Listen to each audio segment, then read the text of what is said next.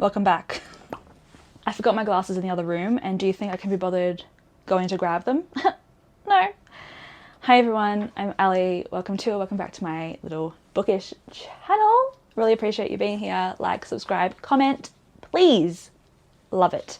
And I will love you forever. I was asked by this wonderful person if I could do like a video talking about my 3-star books, and I was like, yes, that is something that I definitely want to do.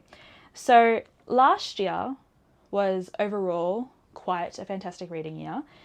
I will leave a video where I talk about my favorite books and like my retrospective, like reflecting on 2023. But today I wanted to talk about my 3-star and 3.5-star books. So get ready. I'm going to try and get through this as quick as possible. I'm going to structure this video as follows. I'm going to talk about the 3-star and 3.5-star books that I still own. I'm going to then talk about the 3-star, 3.5-star books that I do not own anymore. And then I'll talk about the books that I borrowed from the library or read on Scribd, etc, etc. That's the 3 ones. So let's first start with the 3-star and 3.5-star books that I still own. Let's do the first 3-star book. Okay, the book that I still own but can't find, that I gave 3 stars to last year, was Iris Murdoch's The Sea. Now, this book kind of disappointed me, I won't lie, and that's one of the main reasons why I gave it 3 stars. The first half of this book was incredible. I thought what Iris Murdoch was doing was so fascinating. We're following the main character, who used to be this really famous, incredible theatre director, and he's hit retirement, so he decided to move to like a seaside town, and he's supposedly loving his life. Not really, he's bored out of his own brains. But he starts to things start to get a bit weird, and people won't leave him alone, and he then fixates on this woman that he used to have a relationship with, and it just gets really weird, obsessive, strange. Now, the first half of this book mainly focused on the main character, whose name escapes me. I want to say Charles or something. The first half mainly focuses on the main character, and he's writing his journal, and he goes into like these really deep, reflective, like introspections. It can get quite philosophical. It was really raw, really honest, and I was really enjoying it. And the writing, like Iris Murdoch's writing, was just incredible. The atmosphere that it was amazing. And then the second half of the book happened, and I was utterly destroyed. It was so not how I predicted the story would go, which is not an issue necessarily, but it went in a way that I just didn't enjoy reading. Like his fixation on this woman, him basically kidnapping her and just like not listening to her, and you're wondering like, is this a mental health thing, or is he just having like a crisis of life? But regardless, it was just really strange. And the people in his life, like his friends, were like, this is ridiculous, you need to stop. Which I liked that aspect. They were not stupid, but I just didn't enjoy it. And I would have DNF'd this book, but I was reading it for a video, I think for like a TBR jar video, and I really wanted to finish it because it was a book that I spontaneously purchased from an op shop, because I've heard so many great things about Iris Murdoch. But the last half for me, I hated the last half. I absolutely hated it. And I even felt like the writing changed. Maybe it was to showcase the change in the main character himself, but I had to stop kind of trying to justify it to myself. I just didn't enjoy the last half. That's why it's a 3-star. This could have very easily, like if the first half and like that type of story kept on going, this would have been like a 4.5, 5-star read. Like that's how stunning it was. That's how stunning it was. And then it just fell off. That's one of my disappointments of 2023, to be honest. And that's why I gave it 3 stars. The next book that I still own, that I gave 3 stars, again, it's somewhere in this mess, okay? It's somewhere in there. I really need to organize my bookshelf, was The Book Eaters by Sun Yi Dean. Again, I read this for a video, which I'll link above. This one was, the premise sounded so good. It was about these creatures, these entities that, similar to vampires, but instead of blood, they eat books. And by eating these books, they can then have the knowledge that is within these books. So you have book eaters, but then you have an aspect of the book eater society that they try really hard to keep quiet, and that's the mind eaters. Their diet is not books, their diet is other people's minds, and they usually can tell that these creatures are born because their tongue is forked. And usually what happens is when a book eater couple gives birth to a mind eater, because of the forked tongue, they immediately kill the baby. But our main character doesn't. She grabs her son and she runs. The book eaters also have a weird society thing. It's very patriarchal, very oppressive of women and women's bodies, and she's basically forced into a marriage because that's what you do as a woman book eater. And so things happen, but she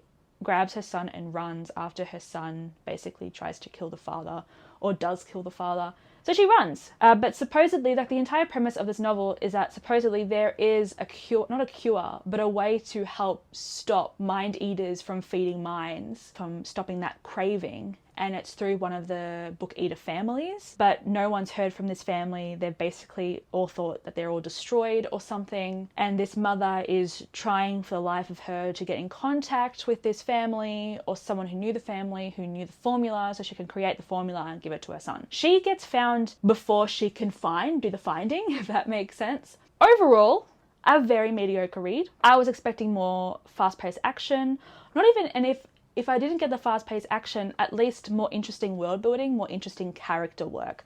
The characters in this were so dull. You have such an interesting premise. Book eaters. Never read anything like it. And just falls splat on the ground. Like, it was a really disappointing read, and I really wished it just did more, but I just didn't hit the spot for anything. Like, it really didn't. I felt so unsatisfied. After I finished it, I was like, okay, and I put it back. I put it back. Haven't thought of it since. That's how mediocre it was. Let's go to our 3.5-star books that I still own. Farewell to Arms by Ernest Hemingway, which is up there. You can't see it. I'm not grabbing it. A Farewell to Arms by Ernest Hemingway. My first Ernest Hemingway that I've ever read. I enjoyed it. It was good. I liked the writing. Some parts of the story got a bit boring, but I really enjoyed the reflection on war, on the futility of war, on the experience of soldiers. It was very impactful. The romance element was fine. For me, this was another book where I lost my momentum in the second half because I just couldn't be bothered. Like, I was like, okay, and what else could happen? You know what I mean? Like, I was just like, okay, and I just don't think Ernest Hemingway is necessarily maybe an author for me. His writing, although beautiful in some respects, just didn't like immediately grab me the way that other classic authors do. So it wasn't a 4-star book because I don't think it would be necessarily a book that I would recommend or one that I would reread. But it's a 3.5-star because it was quite good. And I did enjoy my reading experience of it overall. I was doing it very slowly. I was annotating it. Didn't hit the 4-star, but it wasn't that mediocre enough to be a 3-star, if that makes sense. I then gave 3.5 stars. I can't believe I only read this last year, actually. I feel like I read this in 2022. Anyway, Belladonna by Adeline Grace. This is a book, I think it's young adult, maybe. It's a gothic romance about death. Pretty sure it's about death. Yeah. And this woman, Signa, has been around death like all of her life, and she basically falls in love with death and death falls in love with her. And it's very strange, very fun, I think it does lean into sometimes the ridiculousness. I read this and I liked it. I really liked it. Again, not quite a 4-star, not mediocre enough to be a 3-star, but like just in the middle. Would I read the sequel? I would. Would I run to read the sequel? No. I don't think it would be a sequel that I would necessarily purchase for myself, but it would be a sequel that I would read regardless. I've always loved stories that in some way, shape or form has death as a character. It's just one of those aspects that I always love. I think it first started when I read The Book Thief. That's where my interest in that kind of, I think, started. The romance in this was good. Was it slightly creepy? Yes. Like, death is millennia old and he's like waiting for a baby to turn to get older, a bit creepy. Slightly weird. A bit, you know what I mean? And also, just like the age gap is insane in this. It would have been better if the main character was not 19, like if she was 29 maybe, it would be better. I feel like life experience, like it would have been slightly better than 19. You're a child. I don't know if I would reread this as well. Like with my 3.5 stars, it's again not mediocre enough to be a 3-star, but not a book that I would recommend necessarily or force my friends to read or like reread. So that is one that I have to like reconsider if I want to keep in my collection, because I don't necessarily know if it would be something that I would turn back to, right? And I want every book on this shelf to be like books that I would want to read again, because then what's the point? Like for me, it's like, what's the point? And then another book that I gave 3.5 stars that I still own is, I'm not going to grab it, everything's going to topple. Children of Dune by Frank Herbert. This is book 3 in like the Dune Chronicles. I loved Dune. One of my favourite sci-fi novels of all time. I loved Dune Messiah, which is book 2, which I consider an extended epilogue of Dune. Children of Dune. I gave 3.5 stars because I still love the world and I love the politics and I love the exploration of religion and colonization and just the fuckery that happens as a result and the legacy of violence and trauma, and it's just a lot. It's basically like religious colonization, right? But the Children of Dune went really weird and I really did struggle with this rating. I remember thinking about this actually, whether to give it 3-star, whether to give it 3.5 star. And I bumped it up to 3.5 star because I loved the first 2 books in this series. But Children of Dune got weirdly incestuous. It was already like, Dune had a few scenes where it got really weird. But I was like, oh, it was easy to ignore them because they happened for like maybe a second. But the end of Children of Dune, the brother and sister decide to marry each other. And like their grandmother wanted it to happen. Like it was something that they wanted to do for like the purity of the line. And I'm just like, do they not remember what happens in like human history? Like this is like a future type of story, right? It's a future sci-fi. So they have access to the historical records. The transformation that, what's his name, is it Leto, the son, goes through in like becoming a sandworm or whatever. Also really strange. And I got so saddened by the trajectory of Aaliyah's story in Children of Dune. It was horrendous. And I just was so angry at the treatment of women. Yeah, the treatment of women in Children of Dune. That's why I gave it 3.5 stars. I feel like it's more of a 3, but because I loved the first 2 books, I upped it to 3.5 star. But I am going to continue this series because I'm 3 books in. Like I think there's 3 books left. But I'm just so saddened by the trajectory of some of these characters. And then I read Something Spectacular by Alexis Hall. This is one that I still own as well. This I gave 3.5 stars. I did like a whole reading vlog where I read this book. It was good, wasn't as good as Something Fabulous. I honestly think that at times this did fall into being slightly boring, and I think that's because the main character herself, Peggy, is a character that I wasn't necessarily intrigued by. Like when this was announced, this book, I was like, oh, okay. Because her only defining feature in Something Fabulous is that she's in love with her best friend, Arabella, and that's like literally it. This was fine. I think the romance lead, Orfeo, is much more interesting than Peggy. If they were the main character, this would have been like a bloody 5-star, because Orfeo was so fascinating, but it was fine. It wasn't mediocre at any point. Like it wasn't just but it wasn't, oh, this is good. Like it was good. It was fine. Would I reread it? No, I wouldn't reread it.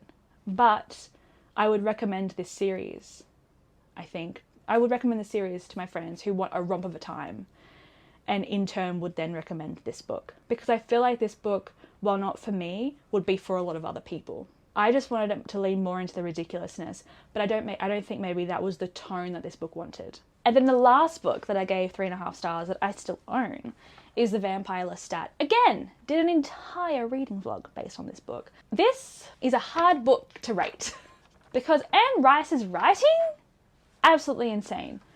So good. Her musings on life, on philosophy, on religion, just existence is spectacular. But this was so big. It was such a big book.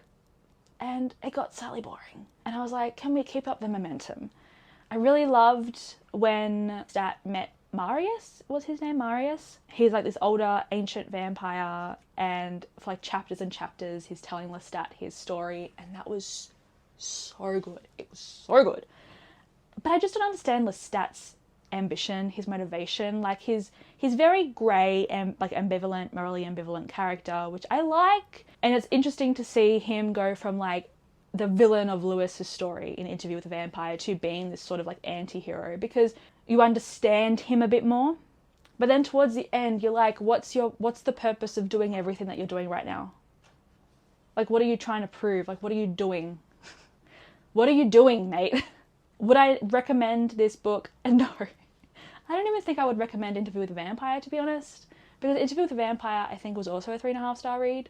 Lestat has a relationship, like a sexual and romantic relationship with his mother after the mother turns into a vampire. Like, it's just not something that I foresee myself rereading. I read it and I can appreciate the writing and the story. And Lestat is, a bisexual vampire who was written in the 90s. Is some of the portrayal of queerness a bit problematic? Yes, of course it is. But the fact that he exists is great, I guess. Bit of a hard one. Now let's talk about the 3-star books that I do not own anymore because I unhauled them. Funny You Should Ask by Alyssa Sussman. What the fuck was this?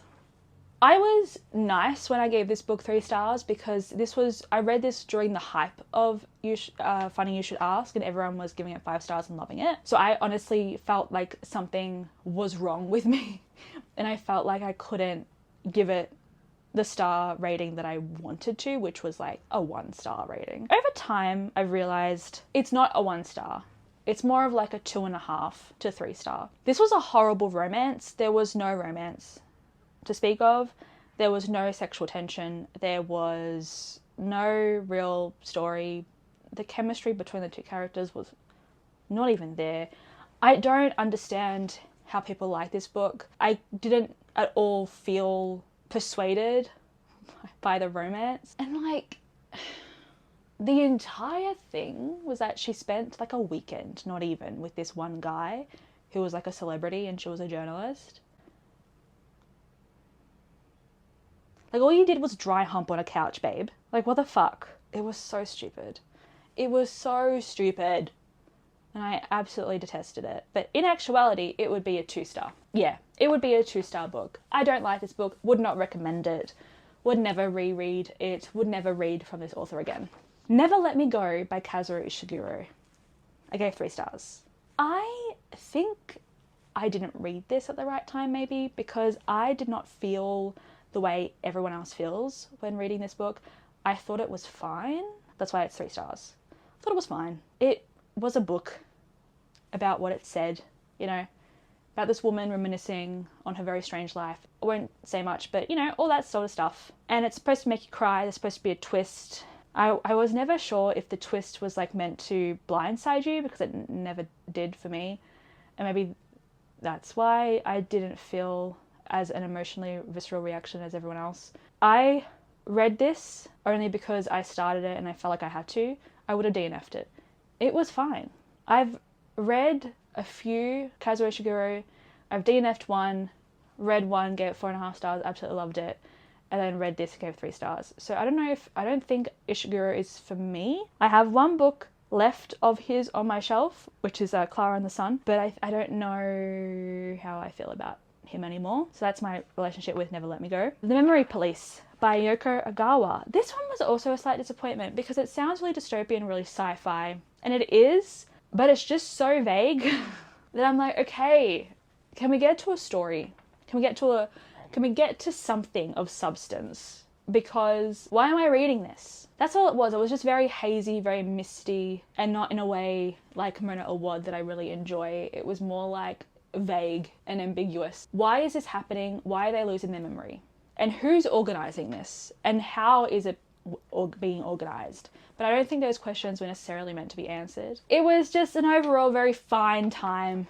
Like, I can't pinpoint why I didn't like it, but I can definitely tell you that I didn't like it. You know what I mean? It existed, it was a book with writing in it, and I read it and it was fine. That's all I want to say. A non-fiction book this time. I Want to Die But I Want to Eat Tteokbokki by Beek Sehi. I can appreciate how honest and raw this was. The author does not care of how she is being perceived by the world. Like, she literally writes every single thought that she, like, everything, no matter how almost detestable she sounds like, right? And I think I really enjoyed those aspects. But the therapy sessions, essentially, like the transcripts of her sessions with her therapist, are also quite good. You know, it's remaining transparent of like what happens, blah, blah, blah. But it felt kind of like a self-help book. A lot of the things that are said in there are things that if you've someone who's been like battling mental health issues for a while, like these things that you know, and maybe because of like my own personal context and history, I didn't really have much of a connection with this book, and I think that was why. Would I recommend it? I don't know, actually, because it wasn't a reading experience that I enjoy. I don't know if I would recommend it, but I would read from this author again, though, if that helps any. Oh, A Lesson in Vengeance by Victoria Lee. This was a disappointment. I also read this for a vlog. What can I say about this? Yeah, it was fine. The writing was fine. My issue, the reason why it's 3 stars, is the main character was so boring, so dull. There was nothing there. I felt like I needed to shake her just to get some personality. That's why it's 3 star, because it was very mediocre. And I had such high hopes for it. And I remember, like, when it came out, there was such incredible hype. Such incredible hype. But no, not for me. And then the only book that I gave 3.5 stars that I do not own anymore, that I DNF'd, was Son of Sin by Omar Sakr, or Sakir. This is an Aussie author. I really want to read his poetry. I think maybe his poetry would be more for me. This, I think, was his debut novel, and I would definitely recommend reading Omar Sakr. I think there's not a lot of queer people of colour authors, Australian authors, that are being promoted, like, honestly. So read him. Read him.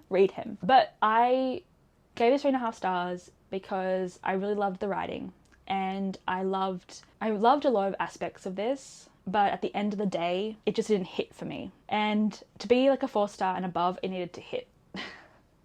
So I gave it 3.5 stars because the writing was gorgeous. I resonated quite heavily with the main character, but I also felt that the story itself needed to be tightened slightly.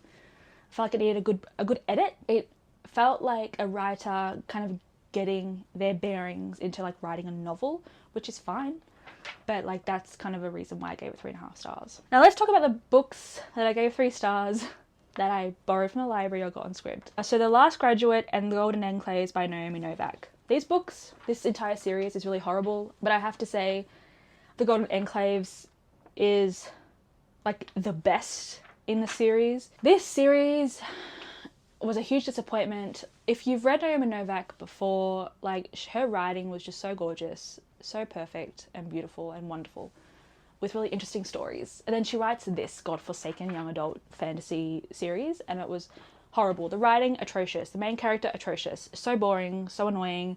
So I'm not like other girls, but of course she's the answer to everything. And just like a weird relationship dynamic. Yay for casual queer rep. It's not even given enough time to like really marinate. It was really strange. Really annoying series. Would not read Naomi Novak ever again. It's literally traumatized me. The Scholomance Academy? No. But it's funny because I loved Iron Flame and Fourth Wing, and that's basically like very similar to Scholomance Academy. But I think at least Rebecca Yarros leans into the ridiculousness. Well, I consider that she leans into it. Maybe she thinks she's writing the best books to ever book in the history of the world, but no. But like, for some reason, Naomi Novak thought that in order to write young adult fantasy, you need to forget how to string a sentence together. No. Homesick by Jennifer Croft, I read for, I think, the long list for the Women's Prize. I gave this 3.5 stars. Again, it was fine. Very mediocre. Didn't understand why it was longlisted for the Women's Prize. It was fine.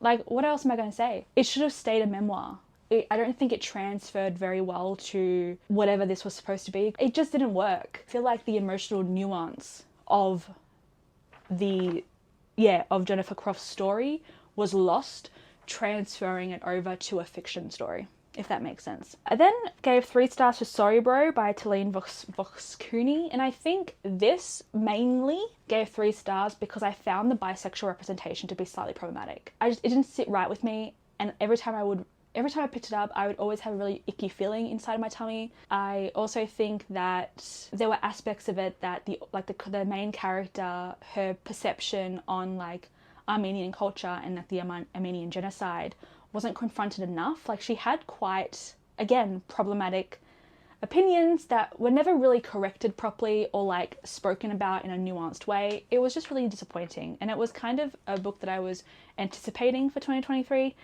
Which, that sucked. I gave 3 stars then to Junket by Lauren Groff. I read this as an audiobook. It's a very, very, very, very, very short story. So I gave it 3 stars because it was just a very short story. I love short stories, but this one kind of felt like it didn't really go anywhere. But it was about a sad woman existentializing. So I gave it 3 stars for doing its job. Then I gave 3 stars again to On Freedom by Maggie Nelson. I have an entire vlog talking about this book. Again, problematic elements. Couldn't get behind a lot of her opinions, but there were some aspects of the essays that I was like, ooh, that hits, but like not enough to bump it up to 4. You know? The graphic novel that I have on here is Amelia Airwood by Emily Hampshire. I had a lot of issues with the way the storyline finished. It was one graphic novel that felt like it needed to be 3, so everything felt too fast almost, and there was not enough time spent actually like building the story and building the characters. And the main character, Amelia, her family treats her like absolute dog shit. Then at the end it's like, oh, I love you, and like that's it. And there's no real time where we get to talk about how they were slightly abusive, like at least emotionally and verbally, like teetering on almost. So I gave it 3 stars because it could have been so much better, but it was fine. It needed to be a series, I think. Then I read Gwen and Art Are Not in Love by Lex Croucher. Again, this was fine. I think my main issue with this book was that, first of all, the characters were like, they were fine, you know? But the actual, like, the romantic element, we don't get enough. There's literally like no time at all, really, where we get to spend with Gwen and Art and their significant others, like all like the developing relationship. It's a romance. Show on page time of the actual romance developing. Then what else is the bloody point? 3 stars. This Other Eden by Paul Harding. Started off really good, then just went wow. For a book that's not even 200 pages or whatever, this took me so long to read. It was so boring. It was so boring. It was so slow. It felt like I read this book for a year. And it's tiny. It's tiny. The writing in the beginning was really beautiful, but then I just like didn't care, which is horrible because the story itself was quite fascinating, like the premise, but I just couldn't get past how boring the reading experience of it was and how dull the writing became. And then I gave Princess Ever After by Kay O'Neill. Oh, I gave this 3.25. Sorry, I wrote that down. This was exactly what it was. 2 princesses fall in love. Or two princesses fall in love, one stuck in a tower, another princess decides to go rescue her, and they fall in love. And it's really cute, and it was exactly what it was. Wasn't anything more, anything less. And the books that I borrowed or read on Scribd that I gave 3.5 stars were first, Children of Paradise by Camilla Gordova. I really enjoyed this, but it didn't hit the 4-star for me. I think it needed a bit more punchiness. I think it's a debut novel from this author, so this is an author that I would definitely read from the future because she writes the type of books that I really enjoy, the weird, They're very strange and foggy. Like, is this mental illness or is this actually happening? Like, is this your reality? Like, it's just really funky. It's a funky genre, right? Very gothic. That it ties into my Mona Award, like Mariana Enriquez love, but it needed more at the tail end of the book. It just needed something more. And I think there were some aspects of it that I didn't really like in terms of reading. I just thought it was stupid. I also read Black Butterflies by Priscilla Morris. I also object to my rating of this book. I think this book would be a 3-star, actually. A lot of people love this. I didn't like the random cheating affair that the main character, was it Zora, had with her neighbor. It's about the civil war that happened in Sarajevo, and Zora, pretty sure her name is Zora, she stays in Sarajevo but sends her family to the UK, I think, away from the war, but she stays because she wants to, I don't know what she wants to do, teach or like protect her art or something. I feel like she could have gone, but a lot of people could say that in hindsight. Like, it's very much, it's easier said than done. And she stays, and you just watch at how quickly things turn. And a lot of points, there were a few points that were quite emotionally poignant, but I just, towards the end, got, again, bored. I feel like that's a characteristic of the books that I give 3 stars, because this would be 3-star. This is not 3.5 star. I changed my rating. It's 3 stars. Memphis by Tara M. Stringfellow, I actually had problems with, and again, I feel like this would be more of a 3-star read looking back, because I found the way that Stringfellow portrayed the women in her story as slightly problematic, and like the men, especially the one particular man, like the cousin of some of the main characters, like the son of one of the main characters, he does horrible things to his own cousin. But it was kind of written like, oh, but, you know, she has to forgive him because that's what like a good person does. Like, it was weirdly moralized, and it wasn't good. But everything else about it was really fantastic. It felt like a story that you could see, you know, like things were very, very vibrant and very visual, I would say. Like, you felt like you were there with them as they were talking, or like at like the grandmother or sister hair salon. Like, it was like, that was really cool, but just the weirdness with like the way that the men were treating the women and how it was expected that the women just like fall in line and forgive. I just didn't like that part. 6 Wakes by Mer Lafferty. I enjoyed this.